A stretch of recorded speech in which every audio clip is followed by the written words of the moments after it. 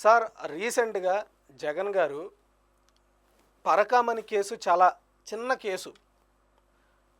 చాలా చిన్న దొంగతనం, చిన్న చోరీ కేసు అని చెప్పారాయన.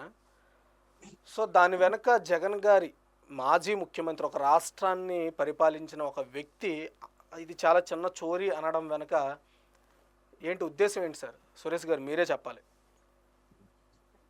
ముందుగా మీకు మరియు ప్యానెల్లో ఉన్నటువంటి శ్రీనివాస్ స్వామీజీ గారికి నా నమస్కారాలు.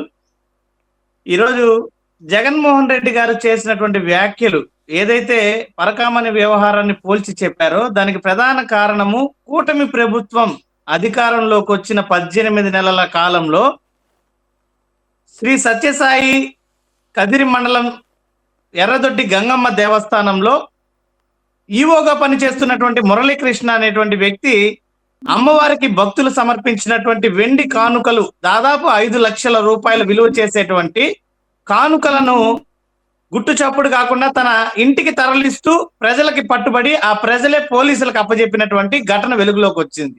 అంతేకాకుండా అహోబిలం లక్ష్మీ నరసింహస్వామి దేవస్థానంలో హుండీ చోరీకి గురయ్యి 20 నుంచి 30 లక్షల రూపాయలని దేవస్థానం సొమ్ముని దుండగులు కాజేయడం జరిగింది.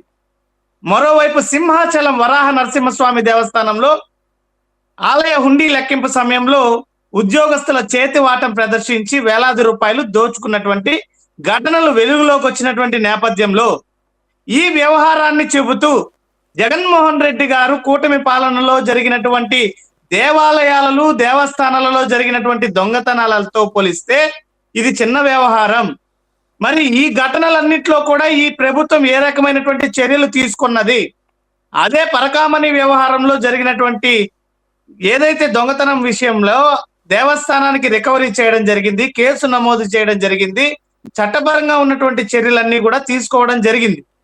మరి దానిని బూచిగా చూపిస్తున్నటువంటి కూటమి ప్రభుత్వం ఏ రకంగా వాళ్ళ హయాంలో ఈ 18 నెలల కాలంలో ఈ దేవస్థానాలలో జరిగినటువంటి దొంగతనాల వ్యవహారంలో వ్యవహరించింది అన్నది జగన్మోహన్ రెడ్డి గారి ఉద్దేశం.